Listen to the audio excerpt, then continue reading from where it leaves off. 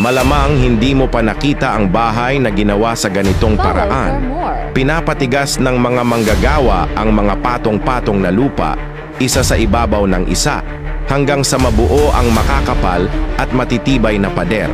Ang ganitong uri ng tradisyonal na tahanan ay tinatawag na rammed earth house.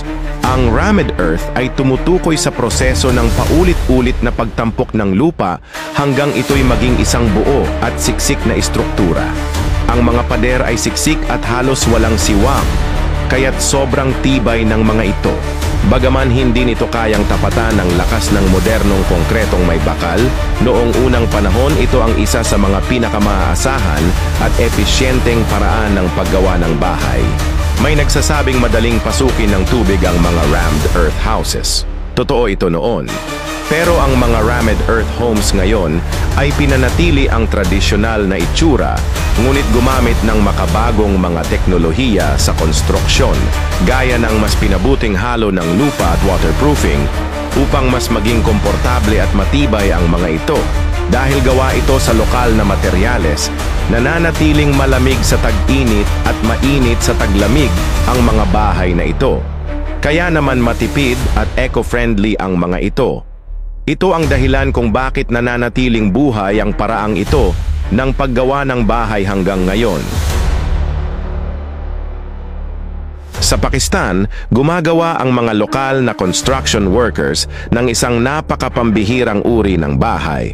Sa halip na karaniwang bricks ang gamitin, buhangin sa loob ng mga sako ang pangunahing materyales. At ang hugis, hindi parisukat o parihaba, kundi isang dome o simboryo na talagang kapansin-pansin.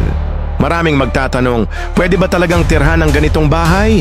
Ang ganitong istruktura ay kilala bilang sandbag dome house o mas kilala bilang earthbag home. Kadalasan itong ginagamit bilang pansamantalang tirahan, lalo na pagkatapos ng mga sakuna gaya ng lindol o baha. Madalas mo itong makikita sa mga bansa tulad ng Pakistan, Iran at Afghanistan, kung saan kailangan ng mabilis at murang tirahan. Isa sa mga pinakamalaking bentahe ng disenyo na ito ay ang sobrang mura at bilis nitong gawin. Ang mga sako ng buhangin ay kadalasang pinupuno ng lupa na mayaman sa luwad. At kapag pinatigas ito gamit lang ang kamay, nagiging matibay itong parang konkretong pader. Inaayos ang mga sako sa salit-salitang pattern na magkakabit para mas lumakas at tumibay ang istruktura.